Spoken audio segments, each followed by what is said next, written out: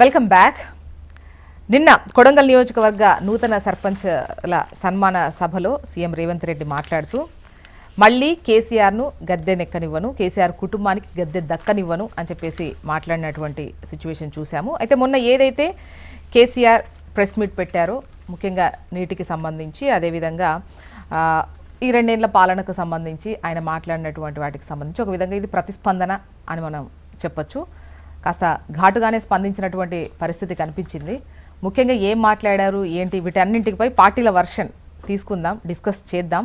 ఓవరాల్గా పాలనకు సంబంధించి కూడా ఈ 2 ఏళ్ల పాలన ఏ విధంగా ఉంది, ఎందుకంటే మళ్ళీ గద్దెని ఎక్కనివ్వను అని అంటే ఈ పాలనకు సంబంధించినటువంటిది డెఫినెట్గా ఇది రెఫరెండమే. సో మాట్లాడదాం. ప్రస్తుతం స్టూడియోలో మనతో పాటు ఉన్నారు డాక్టర్ విజయ్ గారు, వీరు బీఆర్ఎస్ సీనియర్ నాయకులు. నమస్తే అండి విజయ్ కుమార్ గారు. అండ్ విఠల్ గారు, వీరు బీజేపీ సీనియర్ నాయకులు. నమస్తే అండి విఠల్ గారు. గుడ్ మార్నింగ్ అండి.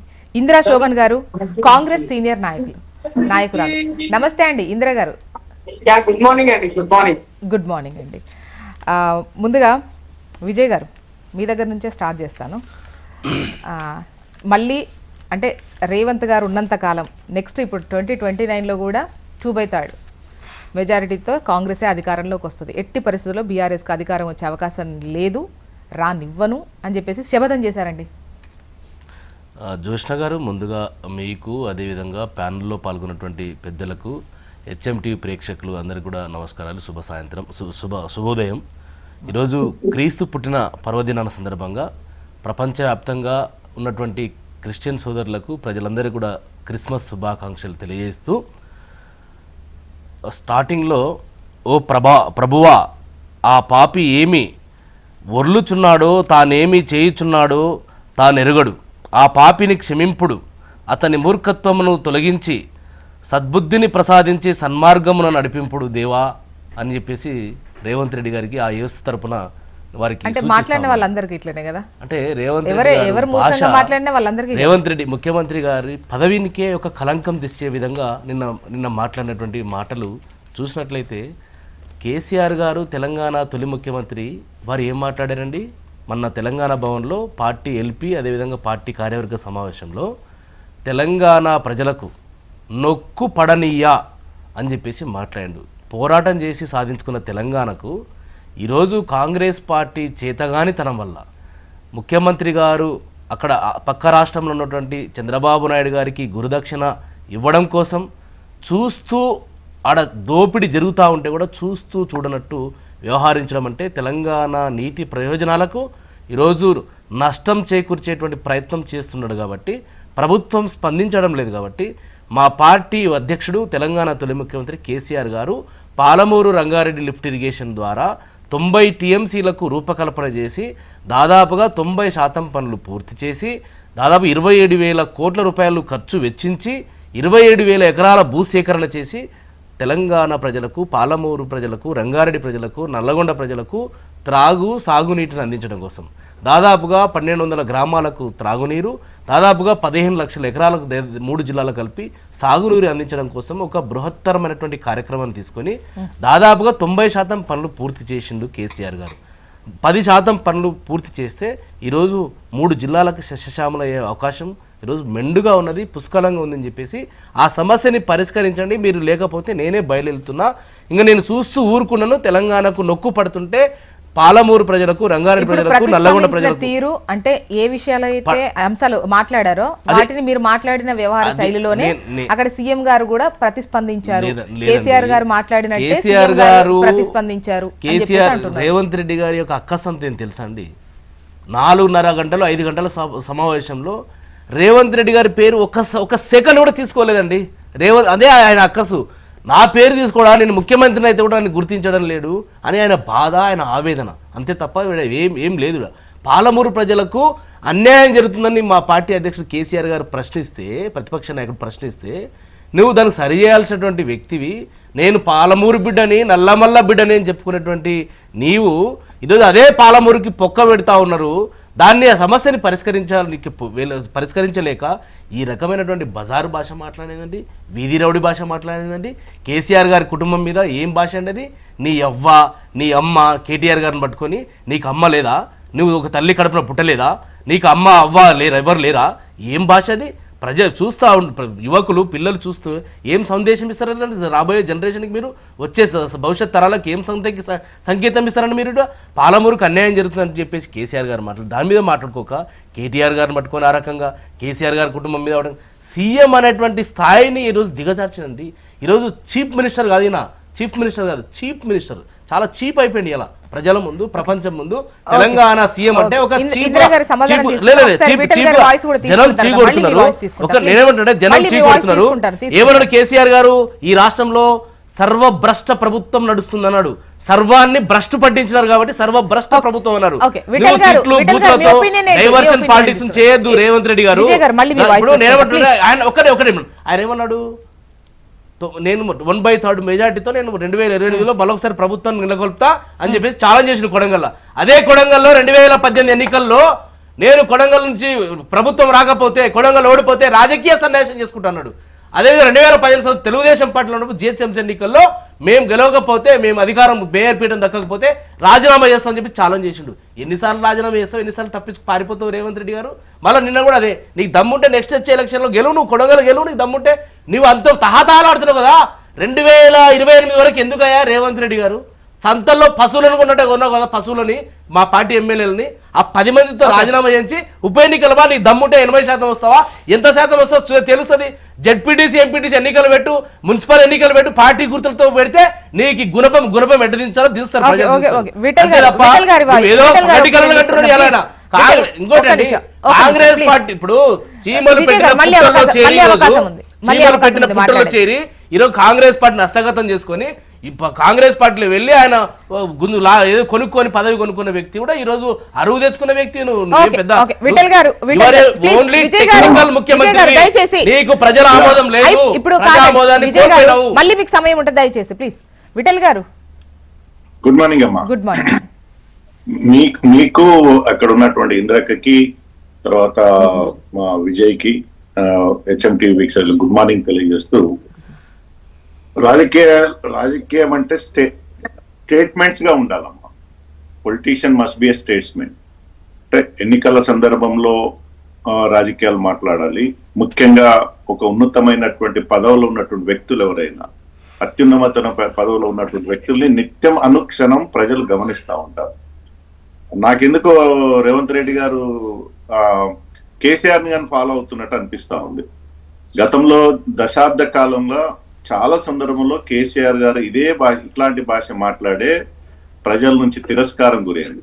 అంటే కేసీఆర్ బీఆర్ఎస్ ప్రభుత్వం అభివృద్ధి చేయలేదంటే చేసింది, కానీ అనేక సందర్భాల్లో ఇట్లాంటి భాష మాట్లాడము, కుటుంబానికి సంబంధించిన అహంకారపూరిత వ్యవహారం ఉండడము, ఇవన్నీ కూడా ప్రజలు హర్షించలేదు.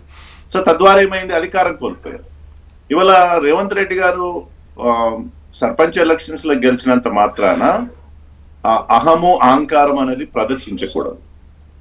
ఎవరు రేవంత్ రెడ్డి గారు నేను ఒక మాట మాట్లాడు, నేను ఉన్నన్ని రోజులు కేసీఆర్ కుటుంబాన్ని అధికారంలో రానివ్వను అన్నారు. ప్రజాస్వామ్యంలో ఎవరు రాణిస్తారు, ఎవరు రానియరమ్మా? ఒక మాట మనం చర్చించుకోవాలి. డెమోక్రసీలో అధికారం ఎవరిస్తారు? ప్రజలు కదా. అధికారం తొలగించే వాళ్ళు ఎవరు? ప్రజలే. అధికారం ఇచ్చేది ప్రజలే, ఓట్లేసి గెలిపించి అధికారాన్ని తొలగించి ఇంట్లో కూర్చుని పెట్టేది కూడా ప్రజలే. వ్యక్తుల చేతిలో ఉండదు ఇది. సో రేవంత్ రెడ్డి గారి చేతిలో కూడా ఉండదు. కేసీఆర్ కుటుంబం అధికారంలో రావాలన్నా, బీజేపీ అధికారం రావాలన్నది, తన అధికారంలో ఉండాలన్నా, లేదా తన అధికారాన్ని కోల్పోవాలన్నా ప్రజలపైన ఆధారపడి ఉండాల్సి వస్తుంది. సో ఎవరి చేతిలో ఉండదు డెమోక్రసీలో, ఇది రాజరికం కాదు. కాబట్టి నిన్న మాట్లాడిన సరే కేసీఆర్ గారు మొన్నొక మాట మాట్లాడాడు, తోలు తీస్తా అనేది. సరే కేసీఆర్ గారు చాలా సందర్భంలో మాట్లాడితే ప్రజలు ఒక అలవాటు ఏమంటారంటే కేసీఆర్ అట్లనే మాట్లాడతారు, పెద్ద మనిషి కదా అని వదిలేసిన సందర్భాలు కూడా ఉంటాయి. కానీ రేవంత్ రెడ్డి గారు ఒక బాధ్యతాయుతమైనటువంటి ముఖ్యమంత్రి హోదాలో ఉంది. ప్రజలకు, సమాజానికి ఆదర్శంగా నిలబడాల్సినటువంటి వ్యక్తి. వ్యక్తిగత దూషణలు ప్రజలు ఎప్పుడు హర్షించరమ్మా. అది ఆయన ప్రతిష్టకు నష్టం. ఒకవేళ ఆయన నిజంగా మళ్ళీ ముఖ్యమంత్రి కావాలనుకుంటే ఇట్లాంటి భాష మాట్లాడి ప్రజల్లో చులకనవుతారు తప్ప ఈ వ్యక్తిగత దూషణలు అనేది ప్రజలు ఎప్పటికీ హర్షించరమ్మా. ఆ క్షణం ఆ కొంతకాలం నవ్వుకుంటారేమో ఆ మీటింగ్ లో ఉన్న వాళ్ళు. కానీ ఈ సోషల్ మీడియాలో అనాలిసిస్ చేసుకుంటూ నిత్యం ప్రజలకు ఈ వార్తలు వెళ్తుంటాయి కాబట్టి ఎవరు కూడా హర్షించరు. ముఖ్యమంత్రి గారు ఈ వ్యవహార శైలిని, తన యొక్క వ్యవహార శైలిని మార్చుకుంటే మంచిది. ప్రారంభం నుంచి వాళ్ళు 2-3 సందర్భంలో ఒకసారి పేగోలు తీస్తా అని మాట్లాడి, ఇవాళ భాష అనేది చూసి మాట్లాడు. ఒక ఉన్నతమైనటువంటి హోదా ఉన్నటువంటి వ్యక్తి, మనం ప్రజాస్వామ్యంలో ఎట్లా అంటే యథా రాజా తదా ప్రజ అంటాం. ప్రజలు కూడా దీన్ని ఫాలో అవుతుంటారు కదా. ముఖ్యమంత్రి గారు మాట్లాడారంటే రేపు సామాన్యమైన ప్రజలు కూడా ఎవరిని పడితే వాడిని రాజకీయాల్లో ఇష్టమునొచ్చి మాట్లాడే భాష, ముఖ్యమంత్రి మాట్లాడి నేను కూడా మాట్లాడొచ్చు అనేటువంటి భాష. నిన్న సర్పంచ్ల యొక్క సన్మాన కార్యక్రమం, వారికి ఒక డైరెక్షన్ ఇవ్వాలి కదా. గ్రామంలో సర్పంచ్ ఎట్లా ఉండాలి, ఎట్లా ఆదర్శంగా ఉండాలి, పంచాయతీల సమస్యలు ఎట్లా ఉంటాయి, ప్రజల సమస్య ఎట్లా తీర్చాలని ఒక డైరెక్షన్, ఒక వారికి ఒక డైరెక్షన్ ఇచ్చి వారికి ఒక చెప్పాలి, సూచనలు సలహాలు ఇవ్వాల్సినటువంటి సందర్భంలో ఈ రకంగా మాట్లాడడం అనేది ప్రజలు ఎప్పుడు కూడా హర్షించరు. ఇది వారి యొక్క ప్రతిష్టకే నష్టం జరుగుతుంది, కాంగ్రెస్ పార్టీ ప్రతిష్టకే నష్టం జరుగుతుందని నా భావన. ఓకే, ఇందిరా గారు చూస్తున్నాం అంటే రెగ్యులర్గా అంటే ప్రతిస్పందించే క్రమంలో అంటే ఎలా చెప్తే అలా సమాధానమే చెప్పాలి, ఇవన్నీ పక్కన పెడితే ముఖ్యంగా ప్రతిసారి మాట్లాడే తీరుకు సంబంధించి వాడిన భాషకు సంబంధించి వస్తుంది. అండ్ గతంలో కూడా మాజీ సీఎం కేసీఆర్ మాట్లాడిన ప్రతి సందర్భంలో కూడా ఇటువంటి వర్డ్స్ ఏమైనా వచ్చినప్పుడు ఖచ్చితంగా మీరు దాన్ని తీవ్రంగా వ్యతిరేకించారు. ఇది పద్ధతి కాదు, మాట్లాడే పద్ధతి ఇది కాదు, ప్రతిపక్షాలను చూసే విధానం ఇది కాదు అని చెప్పేసి. ఇప్పుడు రేవంత్ రెడ్డి గారే సీఎం గారే సేమ్ అదే ధోరణితో ఉండడము ఇంకాస్త ఎక్స్ట్రీమ్గా వెళ్ళినట్టు అనిపిస్తోంది. చీల్చి చింత కడతా అంటే కొన్ని పదాలు నాకు అనరావట్లేదు. సో ఫస్ట్ ఆఫ్ ఆల్ ప్యానెల్లో ఉన్నటువంటి మీకు ఇద్దరు సోదరులకు అలాగే హెచ్ఎఫ్టీవీ ప్రేక్షకులకు గుడ్ మార్నింగ్ అండి. సో శాంతిని ప్రేమను నెలకొల్పిన దినంగా యేసు జన్మదిన సందర్భంగా యావత్తు క్రిస్మస్ సోదరులందరికీ కూడా క్రిస్మస్ శుభాకాంక్షలు తెలియజేస్తున్నాను.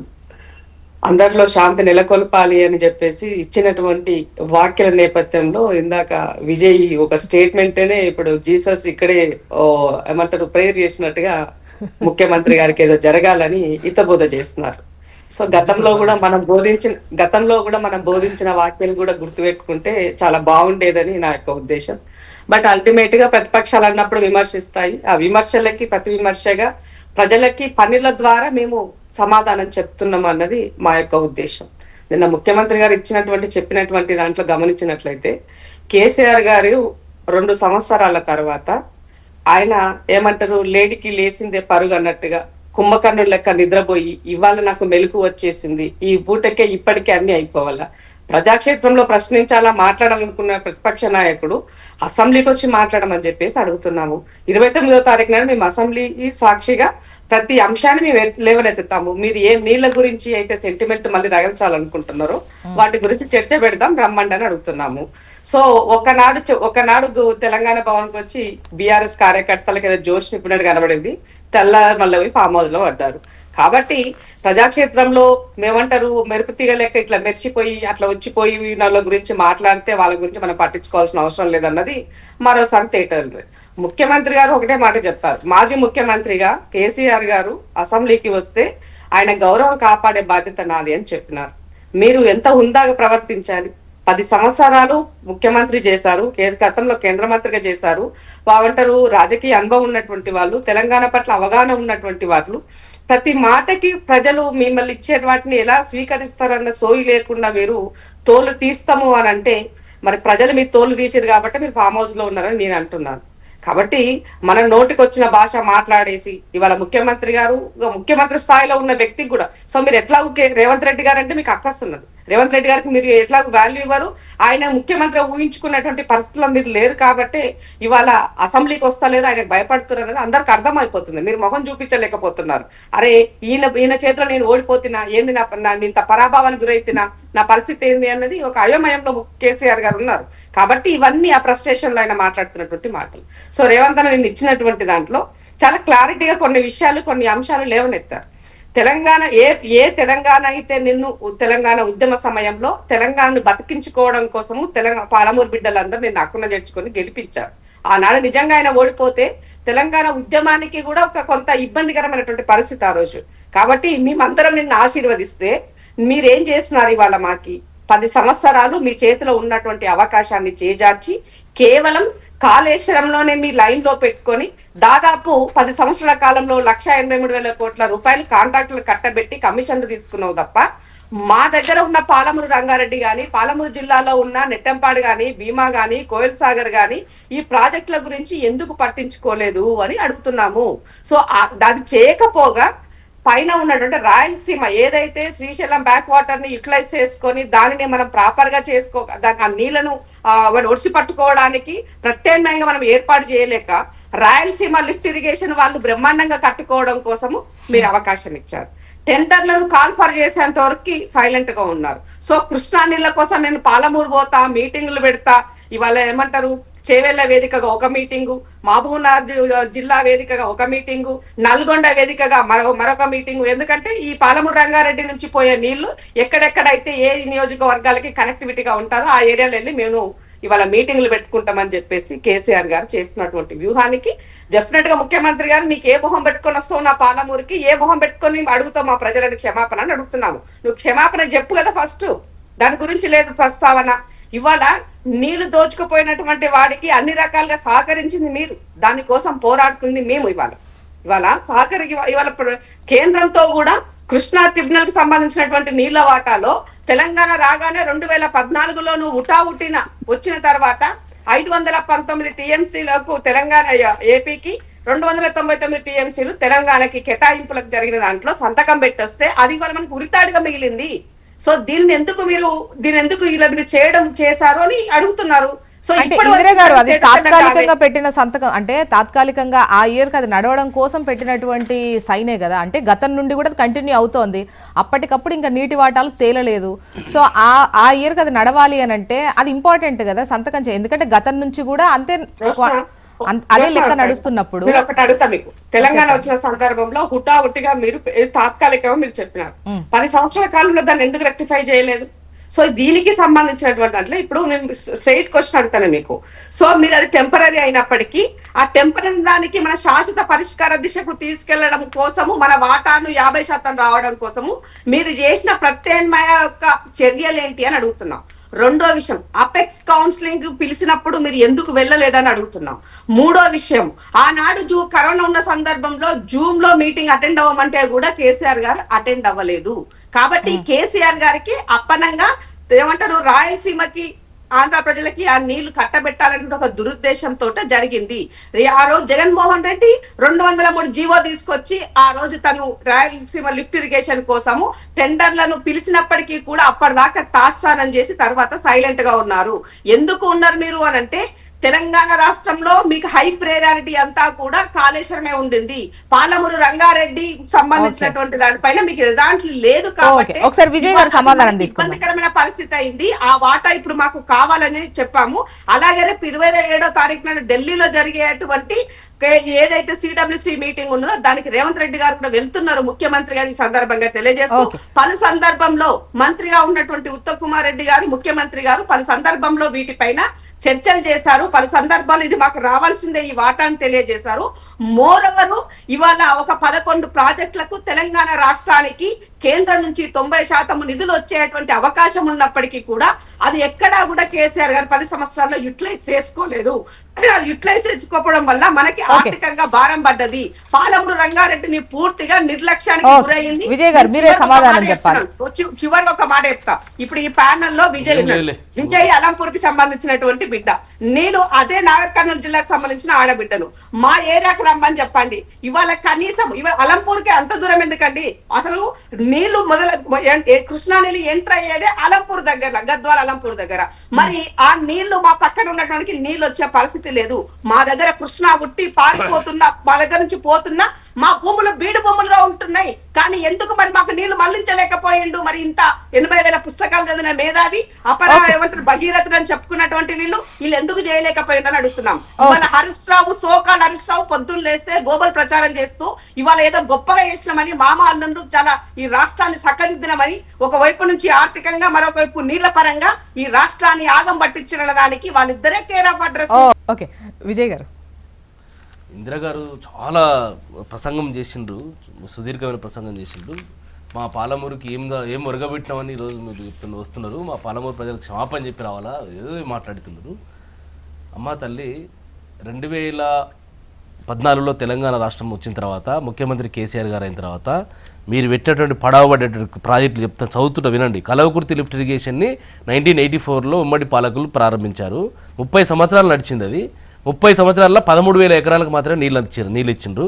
నెట్టెంపాడు ప్రాజెక్టు 2005లో స్టార్ట్ చేసి 9 ఏళ్ళు నడిచింది, 2,300 ఎకరాలకు నీళ్ళు ఇచ్చిండ్రు. భీమా 2005లో ప్రారంభించారు, 9 ఏళ్ళు నడిచింది, 12,000 ఎకరాలకు నీళ్ళు ఇచ్చిండ్రు. కోయిల్ సాగర్ 2005లో స్టార్ట్ చేస్తే 0 ఎకరాలకు నీళ్ళు ఇచ్చిండ్రు. కేసీఆర్ గారు ముఖ్యమంత్రి అయిన తర్వాత దాదాపుగా 4,000 కోట్ల రూపాయలు ఖర్చు పెట్టి నీకు కల్వకుర్తి లిఫ్ట్ ఇరిగేషన్ మీద 3,07,000 ఎకరాలకు ఇచ్చిండ్రు, నెట్టెంపాడు మీద 1,42,000 ఎకరాలకు, భీమా మీద 1,58,000 ఎకరాలకు, కోయిల్ సాగర్ మీద 38,250 ఎకరాలకు, తుమ్మిల లిఫ్ట్ ఇరిగేషన్ ద్వారా 55,600 ఎకరాలకు, ఇలా దాదాపు అండర్ మిషన్ కాకతీయ కావచ్చు, భూగర్భ జలాల పెంపుదలలో కావచ్చు, ఈ రకంగా దాదాపుగా 10 లక్షల పైచిలకు ఎకరాలకు సాగునీరు అందించినటువంటి చరిత్ర కేసీఆర్ గారిదండి. పాలమూరు అంటే ఒక వలసల జిల్లా అని, పాలమూరు అంటే ఒక మైగ్రేషన్ జిల్లా అని, మైగ్రేషన్ పోతున్నటువంటి పాలమూరు ప్రజలని ఈరోజు రివర్స్ మైగ్రేషన్ తీసుకొచ్చి ఒక ఇరిగేషన్ ఒక పెద్ద ఎత్తున చేసి ఈరోజు పాలమూరు ప్రజలు పచ్చగా చేసినటువంటి చరిత్ర కేసీఆర్ గారిదండి. మీరు వచ్చి 2 ఏళ్లలో ఈరోజు పచ్చబడ్డటువంటి పాలమూరుని ఇలా పడావు పెట్టిండ్రు, ఇలా మీరు పడావు పెట్టిండ్రు, మీరు చేసిండ్రు. ఇంకోటి ఆమె మాట్లాడుతుంది, కేసీఆర్ గారు 299కి ఒప్పుకొచ్చి మరణ శాసనం రాసిండు. రేవంత్ రెడ్డి గారు ఒక లయర్ చీఫ్ మినిస్టర్ తెలంగాణకు, ఆయన ఒక పచ్చి అబద్ధాలు మాట్లాడుతూ రోజు పబ్బం కడుతూ ఉన్నాడు. గ్యారంటీలు అమలు చేయలేక ఇదే అబద్ధాలతోన ఒక ఫ్రస్ట్రేషన్తో మాట్లాడుతున్నారు రేవంత్ రెడ్డి గారు. 66-34 అనేది మరణ శాసనం రాసింది కేసీఆర్ గారు. అమ్మ తల్లి, మీరు చరిత్ర తెలుసుకోండి. అన్న విఠలన్న కూడా తెలంగాణ ఉద్యమంలో ఉన్నాడు. జస్టిస్ శ్రీకృష్ణ కమిటీకి ఇచ్చినటువంటి నివేదికలో గత ఉమ్మడి పాలకులు కృష్ణానది మీద 308 కిలోమీటర్లు కృష్ణానది తెలంగాణలో పాలమూరులో పారుతా ఉంటే ఈరోజు అదే కృష్ణానది మీద ప్రాజెక్టు కట్టలేదండి. ఉమ్మడి 70 సంవత్సరాల స్వతంత్ర దయచేసి మీరు ఆగాలి. పాలమూరు ప్రాజెక్టులు పాలమూరు కృష్ణానది మీద ప్రాజెక్టు కట్టలేనటువంటి అసమర్థులు కాంగ్రెస్. మీకు ఇచ్చే అవకాశం మీరు వాడుకోండి.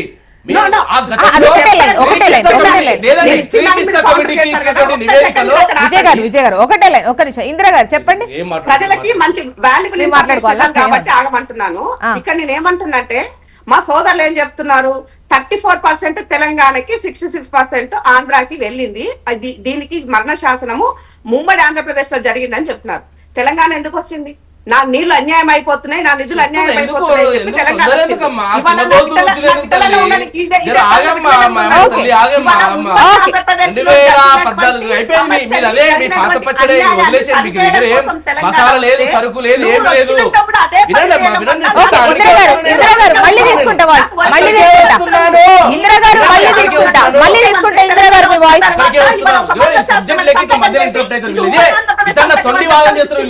ముఖ్యమంత్రి ఈ కాంగ్రెస్ నాయకులు తొండి వాదన మీరు మాట్లాడుతున్నప్పుడు నోట్ చేసుకోండి. మీ టైంలో మొత్తం చెప్తారు ప్లీజ్ దయచేసి. శ్రీకృష్ణ కమిటీకి ఇచ్చిన నివేదికలనే తెలంగాణ కృష్ణానది మీద 34% కంటే కూడా ఎక్కువ యూటిలైజేషన్ లేదని చెప్పేసి ఇచ్చిండు. అంటే వీళ్ళు కాంగ్రెస్ గత పాలకులు ఆ కృష్ణానది మీద ప్రాజెక్టులు కట్టి ఉంటే మనకు రేషియో ఎక్కువ వచ్చేది. ఆ రోజు బచావత్ ట్రిబ్యునల్లో దాదాపు జూరాలకు ఎవరు అడగట్లేరు ఈ తెలంగాణ నాయకులు అని చెప్పేసి ఆయన స్వతహాగా 17 టీఎంసీలు రూపకల్పన చేసి 1980లో జూరాలను కడితే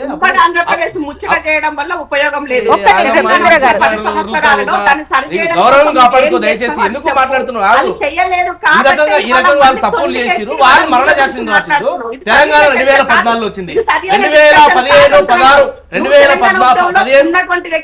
2015 వాటర్ ఇయర్ లో మీటింగ్ జరిగితే ఈ రోజు సెక్షన్ 2014 రాష్ట్ర విభజన చట్టం ప్రకారంగా సెక్షన్ 89 ప్రకారంగా సంవత్సరం 7 లోపే సమస్య నదీ జలాలని పంపిణీలో పూర్తి ఈ సమస్యలన్నీ పరిష్కారం చేయాలని చట్టం చెప్తే ఆ మీటింగ్ లో ఈ ఇయర్ కి కరెంట్ ఇయర్ కి మాత్రం ఇప్పటి వరకు ఉన్నటువంటి దాన్ని చేయండి అని చెప్పేసి సిడబ్ల్యూసీ దగ్గర మీటింగ్ లో జరిగిన చర్చలో ఇది తాత్కాలికంగా ఈ కరెంట్ వాటర్ ఇయర్ కి మాత్రమే, ఇది ఎలాంటి న్యాయ వివాదాలకు తావు లేకుండా ఇదొక్క సంవత్సరం మాత్రమే టెంపరీ అగ్రిమెంట్ జరిగింది, వాటర్ ఇయర్ కి జరిగింది. దాని తర్వాత మా పార్టీ కృష్ణానది మీద సెక్షన్ 89 ప్రకారంగా విభజన చట్టం ప్రకారంగా మా పరిష్కారం చేయండి అని చెప్పేసి అనేక లెటర్లు బీజేపీ పార్టీకి, బీజేపీ ప్రభుత్వానికి, గజేంద్ర సింగ్ షెకావత్ గారికి, నరేంద్ర మోడీ గారికి అనేక ఉత్తరాలు రాస్తే కూడా పెడచెవిన పడలేదు. ఫైనల్ గా 2018 సంవత్సరంలో మీరు ఈ యొక్క పంచాయతీ తేలే వరకు, KDW2 ట్రిబ్యునల్ తేల్చే వరకు, ట్రిబ్యునల్ పూర్తి స్థాయిలో నీటి హక్కులు తేల్చే వరకు ఈ యొక్క ఉన్నటువంటి 811 టీఎంసీల మీద 50-50 రేషియో మీద పంచండి అని చెప్పేసి మేము ఎన్ని ఉత్తరాలు రాసినాము, ఎన్ని రకాల ఫిర్యాదులు చేసినాము. ముఖ్యమంత్రి కేసీఆర్ గారు రాసిన లెటర్లు, హరీష్ రావు గారు బొచ్చడు ఉన్నాయి, మీరు తెలుసుకోండి కావాలంటే మీ డిపార్ట్మెంట్లో ఉన్నాయి.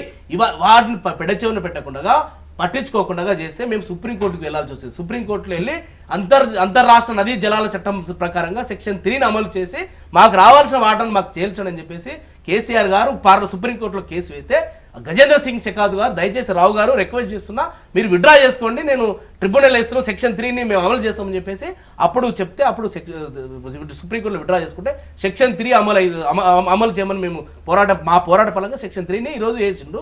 ఆ దాంట్లో తెలంగాణ వాదులు సమృద్ధిమైనటువంటి దాదాపుగా 850-900 టీఎంసీలు నీటిని అలాట్ చేయండి అని చెప్పేసి మా తెలంగాణ ప్రభుత్వం తరపున మేము ఆర్గ్యుమెంట్ చేసినాం. ఇప్పుడు ఆంధ్రప్రదేశ్ ఆర్గ్యుమెంట్ జరుగుతూ ఉన్నాయి. ఆ ఆంధ్రప్రదేశ్ ఆర్గ్యుమెంట్ని మీరు సమర్థవంతంగా మీరు ఎదుర్కోండి అని చెప్పేసి కేసీఆర్ గారు చెప్తా ఉన్నారు. అది తప్ప అది మీరు చేసింది ఏంటంటే మీరు కదన్నారు కదా 2025 ఫిబ్రవరి 17 తారీఖు రోజున ఉత్తమ్ కుమార్ రెడ్డి గారు ఇచ్చినటువంటి లెటర్ ఇది కూడా చూడండి, ఇది కూడా టీజీకి 34, ఏపీకి 66 రేషియో ఇచ్చారు. మరి మేమేమో గతంలో అనేక పోరాటాలు చేసినాము, అనేక సుప్రీంకోర్టులకు వెళ్ళినాము, అనేక లెటర్లు రాసినాము, అయినాడు కేంద్ర ప్రభుత్వం స్పందించలేదు. మరి ఈ రోజు గాడిదీపాలు దోపుతుంది కాంగ్రెస్ ప్రభుత్వం. ఏం చేస్తుంది? మరి అదే 66-34కి మరి నువ్వెందుకు ఒప్పుకొని వచ్చినావు? ఇలా 2025 రేవంత్ రెడ్డి ఏడమొక్కం పెట్టుకుంటే ఈ లెటర్ ఎవరు తెలియదు అనుకుంటున్నావా? మరి ఇప్పుడు పాలమూరు రంగారెడ్డి లిఫ్ట్ ఇరిగేషన్ మీద డిపిఆర్ ఎన్నిక రాలేదని చెప్తారు. ఇది పార్లమెంట్లో గౌరవ పార్లమెంట్ సభ్యుడు భువనగిరి పార్లమెంట్ సభ్యుడు చామల కిరణ్ కుమార్ రెడ్డి గారు అడిగినటువంటి ప్రశ్న ఇది. క్వశ్చన్ నంబర్ 4394 ప్రకారంగా ఆన్సర్ ఇచ్చింది 27/3/2025 రోజున. Palamuru Rangareddy lift irrigation the matter is now sub judice and currently the techno economic appraisal of Palamur Rangareddy lift irrigation scheme cannot be carried out. The project proposal has been returned to the government of Telangana in December 2024. ఈ 2024లో వీళ్ళ యొక్క హాయంలో Palamuru Rangareddy lift irrigation DPR ఎన్నికొస్తే 45 టీఎంసీలకు నీళ్లు సరిపోతాయని 13/12/2025 రోజున ఉత్తమ్ కుమార్ రెడ్డి గారు లెటర్ రాసిండండి. సిడబ్ల్యూసీకి కేంద్రానికి లెటర్ రాసింది. ఇది కేంద్ర జలశక్తి శాఖకి లెటర్ రాసిండు. ఏమని రాసిండ్రు?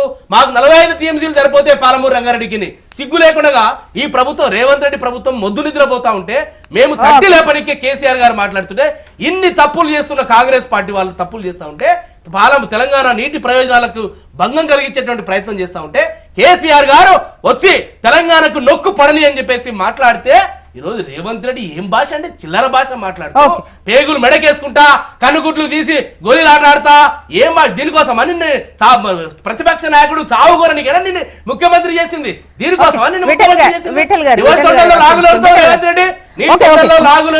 వదిలే రోజులు దగ్గరకు విజయ్ గారు మీరు కూడా అట్లా మాట్లాడడం కరెక్ట్ కాదు.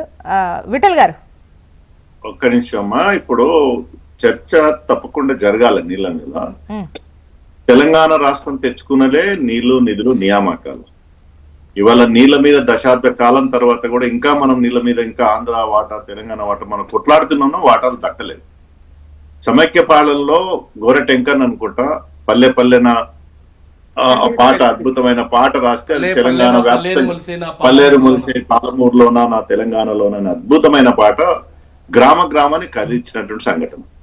ఇవాళ నిజంగా దశాబ్ద కాలంలో ఇప్పుడైనా సరే పాలమూరు జిల్లా ఈస్ట్ వెస్ట్ గోదావరి తోటి అంత అభివృద్ధి చెందడానికి అవకాశం ఉన్నటువంటి పాలమూరు జిల్లా ఇవాళ దురదృష్టవశాత్తు మరి ఆంధ్ర పాలకులు సమైక్య పాలన కూడా పోరాటం జరిగింది. అప్పుడు కాంగ్రెస్ పార్టీ సంబంధించిన పి జనార్దన్ రెడ్డి గారితో కూడా మేము కలిసి పనిచేసినాం.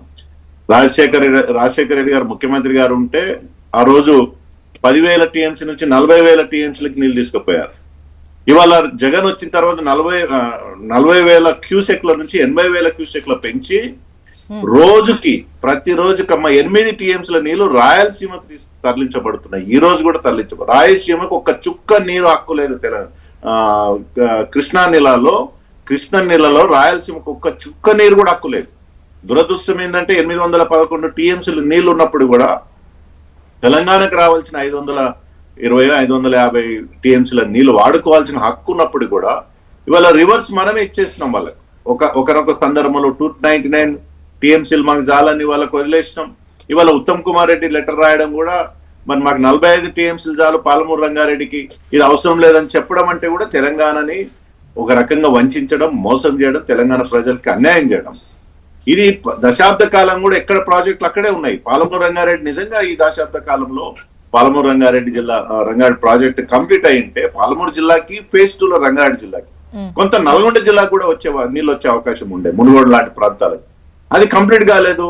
వేల కోట్ల రూపాయలు ఖర్చు పెట్టిండ్రు, 1 ఎకరానికి నీళ్ళు రాలే.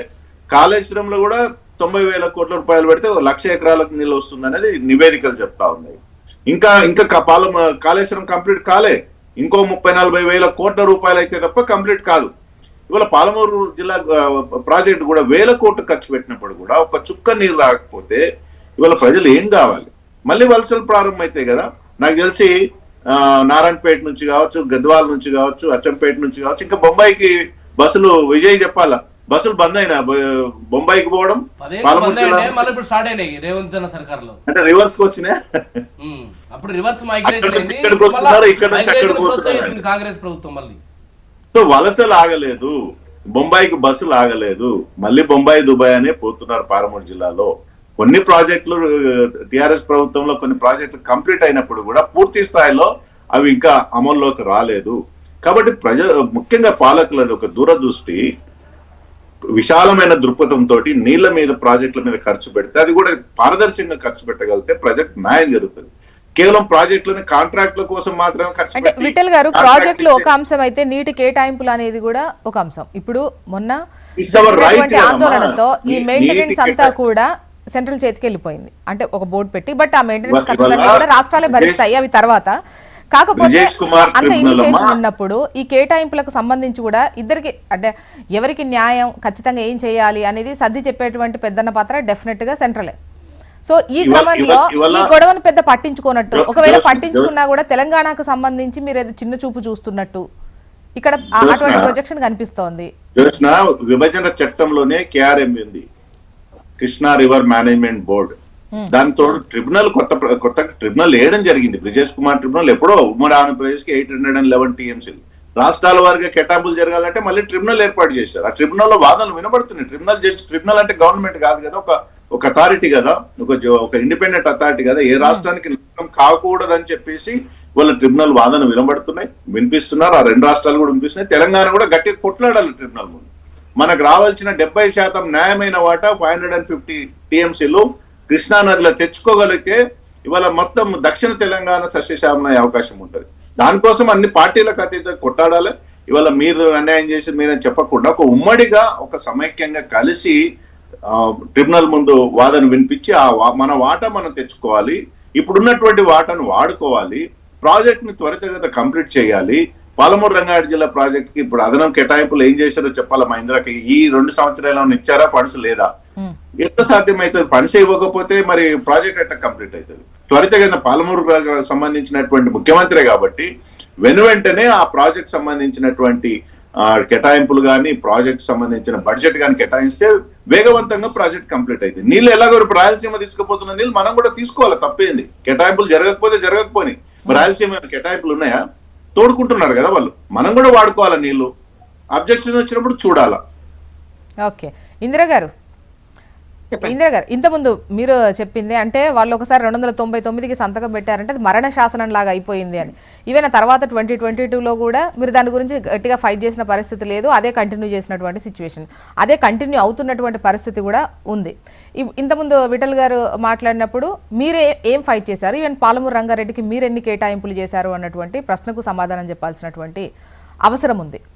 సో చెప్పండి ఈ రెండింటికి. ఇప్పుడు విజయ్ పచ్చి అబద్ధాలని ఇవాళ ఏమంటారు, వాళ్ళ అసెంబ్లీలో లాస్ట్ 10 years అదే పని చేశారు. ఇవాళ ప్రతిపక్షంలోకి వచ్చినా కూడా రియలైజ్ కావట్లేదు. ఇవాళ కూడా మళ్ళీ అదే అబద్ధాలని టీవీ ఛానల్ వేదికగా మాట్లాడుతున్నారు. సో నీళ్ల పట్ల అవగాహన ఉన్నది, తెలంగాణ పట్ల అవగాహన ఉన్నది. నా అంత పెద్ద ఇంజనీర్ లేడు, నా అంత స్ట్రాటజిస్ట్ లేడు అని చెప్పినటువంటి కేసీఆర్ గారికి 10 సంవత్సరాలు అంటే ఉమ్మడి ఆంధ్రప్రదేశ్ లో తెలంగాణ రాకముందుకు నీళ్ల కేటాయింపులకు సంబంధించి జరిగినటువంటి వాటాన్ని తెలంగాణ వచ్చినాక కూడా కొనసాగించడం వల్ల మరి ఇంత పెద్ద మూర్ఖత్వాన్ని వహించిన మూర్ఖ మహామని ఏమనాలని అడుగుతున్నాను నేను. ఒక్కటేమాట, నేను ఇప్పుడు కామన్ మ్యాన్ కి అర్థమయ్యే భాషలో చెప్తున్నాను నేను. సో నీవు ఉమ్మడి ఆంధ్రప్రదేశ్ లో నాకు అన్యాయం జరిగిందని తెలంగాణ కొట్లాడినాం, తెలంగాణ వచ్చింది, మరి నువ్వు దాన్ని ఎక్కడ కరెక్షన్ చేసావు అని అడుగుతున్నాను నేను. అది కరెక్షన్ చేయకుండా నువ్వు సైన్ చేసి వచ్చినావు. ఇంటరప్ట్ క్వశ్చన్ అంటే ఇది తాత్కాలికంగా వాళ్ళు సంతకం పెట్టొచ్చినా కూడా, అంటే అంతకు ముందు ఉన్నటువంటి వాడు ఇప్పుడు ట్రిబ్యునల్లో వాదనలు నడుస్తున్నాయి, ఆల్రెడీ తెలంగాణ అయిపోయింది, ఏపీకి సంబంధించి నడుస్తోంది అంటున్నారు. సుప్రీంకోర్టుకు వెళితే కూడా ఆ తర్వాత మీరు కేసును విత్డ్రా చేసుకోండి, దీనికి సంబంధించి తేలుస్తామని చెప్పేసి ట్రిబ్యునల్ వేయడం, దానికి సంబంధించి ప్రొసీజర్ నడుస్తున్నటువంటి క్రమంలో అది తాత్కాలికమైతే 2022లో శాశ్వతమైతే మీరెందుకు సంతకం పెట్టినట్టు అనేది క్వశ్చన్. మీరెందుకు సంతకం పెట్టినట్టు? అది తర్వాత ఇనీషియల్ జరిగినటువంటిది వేరు. తెలంగాణ రాగానే 2014లోనే మనం గవర్నమెంట్ ఫామ్ చేసుకున్న కొత్తలోనే ఇది జరిగినటువంటి ముచ్చట. నువ్వు ఆగమేఘాలనే సంతకం పెట్టాల్సిన అవసరం ఏముంది? కేంద్రంతో మాట్లాడుకోవచ్చు. ఎందుకు? విభజన చట్టంలోనే మన నీటి కేటాయింపుల పట్ల ఉన్నది. విభజన చట్టం చేసినట్లు .8 లో కూడా పార్లమెంట్ లో దీన్ని శాసనం చేస్తున్నారు మన వాటాలకు సంబంధించి.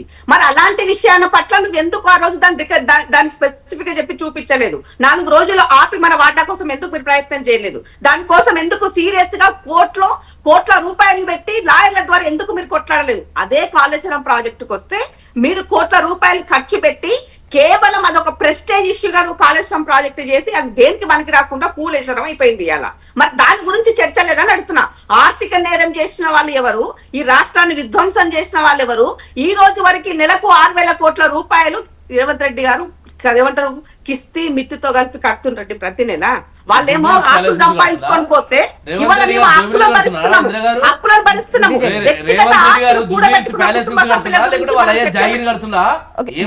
రేవంత్ రెడ్డి కడుతున్నా అంటే రేవంత్ రెడ్డి ఎక్కడ కడతాడు? ఆయన ఎందుకు కడతాడు? మీరు చేసిన గతంలో అప్పులని కేసీఆర్ గారి ప్రభుత్వం కట్టలేదా? ప్రభుత్వాలు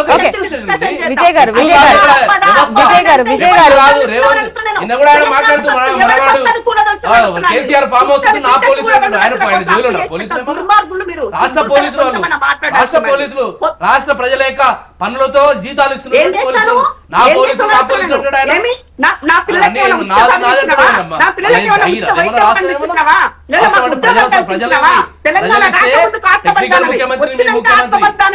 నా నీళ్లు దోసుకపోతుంటే కళ్ళున్న కబోదు లెక్క మూసుకొని కూర్చున్నావు నువ్వు.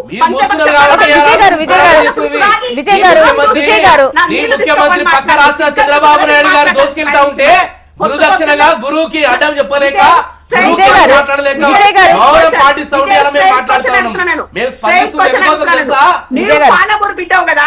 నారాయణపేట అన్నది ఎంత డ్రాట్ అయ్యాడో నీకు తెలుసు. నారాయణపేటకు కొడంగల్కు సంబంధించిన ప్రాజెక్టు 2009లో రాజశేఖర రెడ్డి గారి సందర్భంలో దానికి జీవో వచ్చింది. ఆ ప్రాజెక్ట్ ఎందుకు 10 సంవత్సరాల నిర్లక్ష్యానికి గురైంది అంటే మీకు ఎందుకు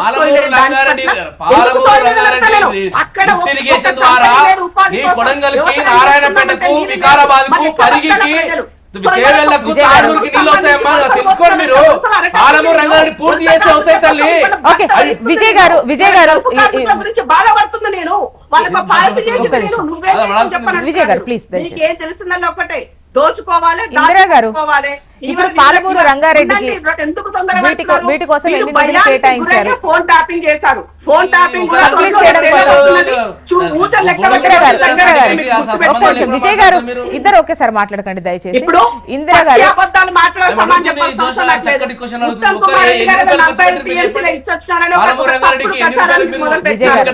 విజయ్ గారు ప్లీజ్ జనాలకు అర్థం కావాలి కదా ప్లీజ్ దయచేసి. తెలంగాణ ప్రజల హక్కుల కోసం నీటి వాటా కోసం ఏ దానికైనా కూడా కేంద్రంతో పోరాటం చేయాలని సీరియస్ చేస్తుంది మేము. ఇవాళ పలు సందర్భాల్లో సమాధానం చెప్పాలి. పాలమూరు రంగారెడ్డి కోసం ఎన్ని నిధులు కేటాయించారు? డెఫినెట్ గా వాళ్ళు అన్యాయం చేశారు. వాళ్ళ 10 ఏళ్ల పాలనకు సంబంధించి ఇందిరా గారు 10 ఏళ్ల పాలనకు సంబంధించి సాధించాల్సినవి చేయాల్సినవి వాళ్ళు చెయ్యలేదు. Line okay. అయితే ఇప్పుడు మీరు వచ్చిన తర్వాత ఈ 2 ఏళ్లలో ఇదే పాలమూరు రంగారెడ్డికి ఎంత కేటాయించారు, ఎంత ఖర్చు చేశారు, పని ఎంత % అంటే వాళ్ళు ఎక్కడ ఆపారో దాన్ని ఎంత మేర మీరు కంప్లీట్ చేశారు? ఇది విఠల్ గారు అడిగినటువంటి క్వశ్చన్. దానికి సంబంధించి చెప్పండి. మీతోనే కంక్లూడింగ్ మళ్ళీ ఎవరు మధ్యలో వాళ్ళకి ఆన్సర్ చెప్పే అవకాశం ఇవ్వకండి. పాలమూరు రంగారెడ్డికి సంబంధించినటువంటి నిధులను మొన్న బడ్జెట్ లో కూడా పెట్టి కేటాయించడం జరిగింది. వర్క్ స్టార్ట్ అయింది. రెండో విషయం ఏంటి అంటే ఇవాళ కల్లకుర్తి లిఫ్ట్ ఇరిగేషన్ సంబంధించి కూడా దాదాపు కంప్లీట్ పొజిషన్ కు తీసుకొచ్చున్నారు. ఇవాళ కొత్తగా నారాయణపేట ప్రాజెక్ట్ సంబంధించిన కూడా నిధులు ఇచ్చి పనులు కూడా మొదలు పెట్టారు. ఇప్పుడు ఈ అంశానికి సంబంధించి ఫోకస్ అయితే వచ్చింది. తెలిసింది కదా, ఇకపై లెక్క తెలుస్తుంది ఎంత పర్సెంటేజ్ ఏంటి. అండ్ మీరు పాలమూరు రంగారెడ్డికి సంబంధించి నీటికి సంబంధించి ఏ విధంగా చూద్దామండి. ఇప్పుడు 29th నుండి అసెంబ్లీ సెషన్స్ ఉన్నాయి, మీరు అవకాశం ఇస్తాము మాట్లాడడానికి అని చెప్పేసి అంటున్నారు. సో క్లియర్ గా ప్రజలకు ఇప్పుడు ఈ నీటికి సంబంధించి ఎవరేం చేశారు, ఎంత చేశారు అనేది వాళ్ళు లెక్కలతో సహా ప్రజలకు అర్థమయ్యేట్టు చెప్తారని అనుకుంటున్నాం. And thank you so much అండి డిస్కషన్లో పాల్గొన్నందుకు. ఇందిరా శోభన్ గారు, విఠల్ గారు, విజయ్ గారు, థ్యాంక్ యూ అండి. ఇది వాళ్ళ న్యూస్ అనాలిసిస్. చూస్తూనే ఉండండి HM TV. వార్త ఆగదు, నిజం దాగదు.